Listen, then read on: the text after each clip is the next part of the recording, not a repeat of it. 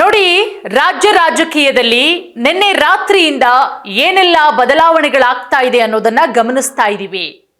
ಒಂದು ಕಡೆ ಸಿದ್ದರಾಮಯ್ಯ ಅವರಿಗೆ ಹೈಕಮಾಂಡು ಬುಲಾವ್ ಕೊಟ್ಟಿದೆ, ದೆಹಲಿಗೆ ಬರಬೇಕು ಅಂತ ಹೇಳಿ. ಸಿಎಂ ಸಿದ್ದು ಇವತ್ತು ಸಾಯಂಕಾಲ ದೆಹಲಿಗೆ ಹೋಗ್ತಾ ಇದ್ದಾರೆ.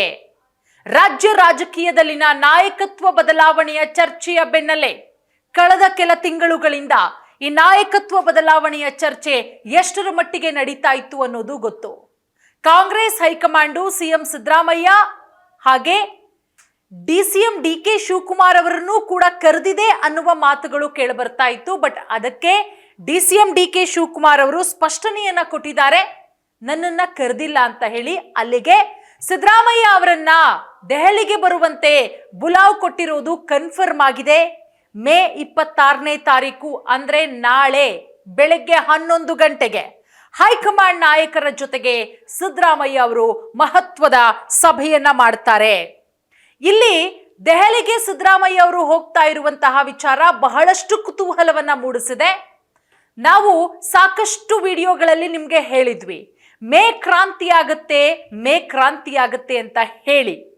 ಯಾವ ರೀತಿ ಮೇ 4ರ ನಂತರ ಪಂಚರಾಜ್ಯಗಳ ಚುನಾವಣೆಯ ಫಲಿತಾಂಶದ ನಂತರ ಒಂದಷ್ಟು ಬೆಳವಣಿಗೆಗಳಾಗತ್ತೆ ರಾಜ್ಯ ರಾಜಕೀಯದಲ್ಲಿ.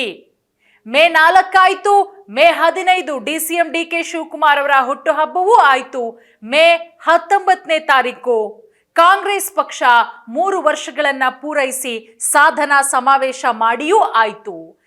ಈಗ ನಿನ್ನೆ ರಾತ್ರಿಯಿಂದ ದೊಡ್ಡ ಮಟ್ಟದ ಬೆಳವಣಿಗೆ, ಹೈಕಮಾಂಡು ಬುಲಾವ್ ಕೊಟ್ಟಿರೋದು ಸಿಎಂ ಸಿದ್ದರಾಮಯ್ಯ ಅವರಿಗೆ. ಹಾಗಾಗಿ ಒಂದಷ್ಟು ಚರ್ಚೆಗಳು ರಾಜ್ಯದಲ್ಲಿ ನಡೀತಾ ಇದೆ. ರಾಜ್ಯ ನಾಯಕರುಗಳು ಒಂದಷ್ಟು ಲೆಕ್ಕಾಚಾರವನ್ನ ಹಾಕಿದ್ದಾರೆ. ಮೇ 30ನೇ ತಾರೀಕು ಸಿದ್ದರಾಮಯ್ಯ ಅವರು ತಮ್ಮ ಸಿಎಂ ಸ್ಥಾನಕ್ಕೆ ರಾಜೀನಾಮೆಯನ್ನ ಕೊಡ್ತಾರೆ. ನಾಳೆ ದೆಹಲಿಯಲ್ಲಿ ಹೈ ವೋಲ್ಟೇಜ್ ಸಭೆ ಆಗತ್ತೆ. ಈ ಮಹತ್ವದ ಸಭೆಯ ಮೇಲೆ ಎಲ್ಲರ ಕಣ್ಣಿರೋದು. ಏನ್ ಹಾಗಾದ್ರೆ ಸಭೆಯಲ್ಲಿ ಚರ್ಚೆ ಆಗತ್ತೆ ನೋಡಿ. ಒಂದು ಕಡೆ ರಾಜ್ಯದಲ್ಲಿ ದೊಡ್ಡ ಮಟ್ಟದಲ್ಲಿ ಚರ್ಚೆ ಆಗ್ತಾ ಇರುವಂತಹ ವಿಚಾರ ನಾಯಕತ್ವ ಬದಲಾವಣೆಯ ವಿಚಾರ. ಯಾಕಂದ್ರೆ 2023ರಲ್ಲಿ ಕಾಂಗ್ರೆಸ್ ಪಕ್ಷ ಸ್ಪಷ್ಟ ಬಹುಮತದೊಂದಿಗೆ ಅಧಿಕಾರಕ್ಕೆ ಬಂದಂತಹ ಸಂದರ್ಭದಲ್ಲಿ ಒಂದಷ್ಟು ಚರ್ಚೆಗಳು ಹುಟ್ಟುಕೊಳ್ಳುತ್ತೆ.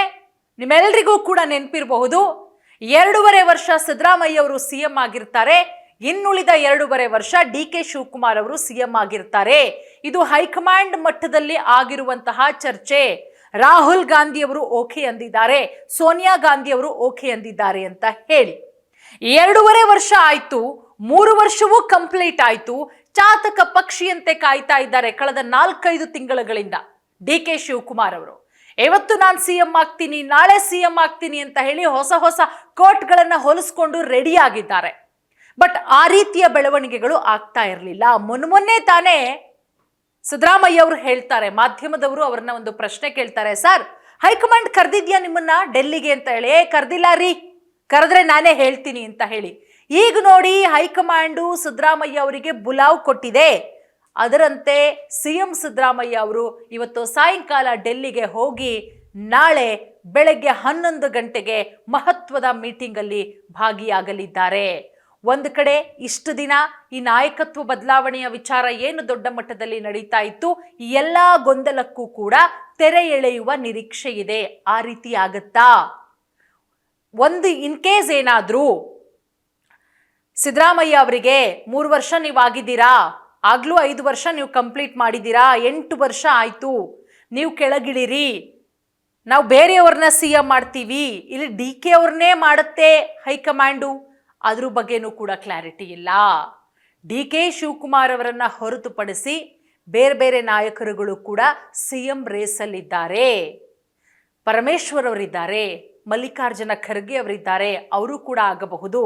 ಅವರನ್ನ ಬಿಟ್ಟು ಬೇರೆಯವರು ಕೂಡ ಆಗಬಹುದು.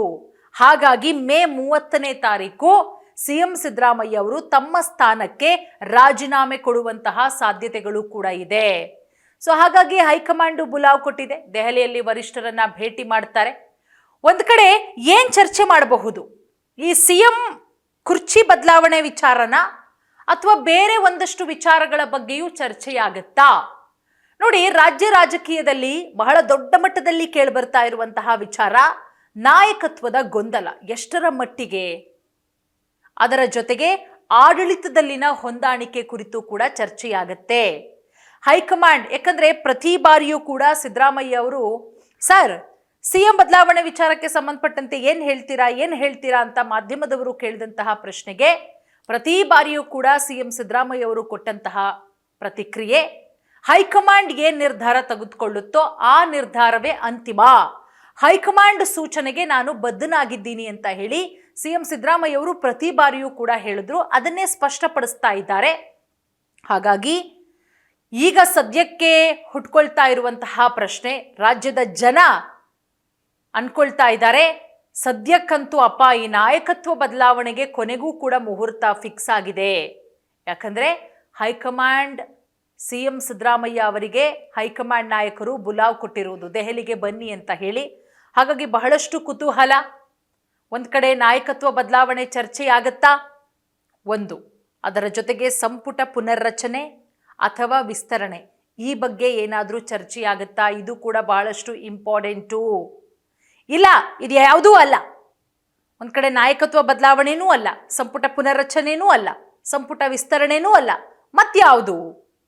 ರಾಜ್ಯಸಭೆ ವಿಧಾನ ಪರಿಷತ್ ಅಭ್ಯರ್ಥಿಗಳ ಆಯ್ಕೆಯ ಬಗ್ಗೆಯೂ ಕೂಡ ಚರ್ಚೆಯಾಗುವಂತಹ ಸಾಧ್ಯತೆಗಳಿದೆ.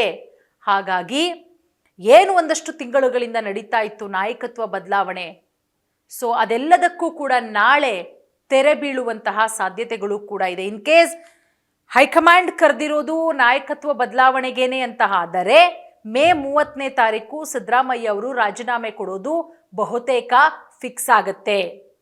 ಸೊ ಹಾಗಾಗಿ ನೋಡೋಣ, ನಾಳಿನ ಸಭೆಯಲ್ಲಿ AICC ಅಧ್ಯಕ್ಷರಾದಂತಹ ಮಲ್ಲಿಕಾರ್ಜುನ ಖರ್ಗೆ ಅವರಿರ್ತಾರೆ, ಲೋಕಸಭೆಯ ವಿಪಕ್ಷ ನಾಯಕರಾದಂತಹ ರಾಹುಲ್ ಗಾಂಧಿ ಅವರು, ಸಂಘಟನಾ ಪ್ರಧಾನ ಕಾರ್ಯದರ್ಶಿಯಾದಂತಹ KC ವೇಣುಗೋಪಾಲ್ ಅವರ ಸಮ್ಮುಖದಲ್ಲಿ ಸಭೆ ನಡೆಯೋದ್ರಿಂದ ಸೊ ಸಭೆಯಲ್ಲಿ ಏನು ಡಿಸೈಡ್ ಆಗುತ್ತೆ, ಆಯಿತು 2.5 ವರ್ಷ ಅಂತ ನಾವು ಹೇಳಿದ್ವಿ, 3 ವರ್ಷನೇ ಕೊಟ್ಟಿದ್ದೀವಿ, ನೀವು ಕೊಟ್ಟಿರೋ ರೀತಿಯಲ್ಲೇ ಕೆಲಸ ಮಾಡಿದ್ದೀರಾ, ಸರ್ಕಾರಕ್ಕೆ ಯಾವುದೇ ರೀತಿ ಡ್ಯಾಮೇಜ್ ಆಗದಲ್ಲೇ ರೀತಿಯಲ್ಲಿ, ಹಾಗಾಗಿ ಗೌರವಯುತವಾಗಿ ನಿಮ್ಮ ಸ್ಥಾನಕ್ಕೆ ರಾಜೀನಾಮೆ ಕೊಡಿ, ನಾವು ಬೇರೆಯವ್ರನ್ನ CM ಮಾಡ್ತೀವಿ ಅಂತ ಏನಾದರೂ ಹೇಳಿದ್ರೆ ಸೊ 30ನೇ ತಾರೀಕಿನ ಒಳಗಡೆನೆ ರಾಜೀನಾಮೆ ಕೊಡುವಂತಹ ಸಾಧ್ಯತೆಗಳು ಸಿದ್ದರಾಮಯ್ಯ ಅವರು ಇದೆ.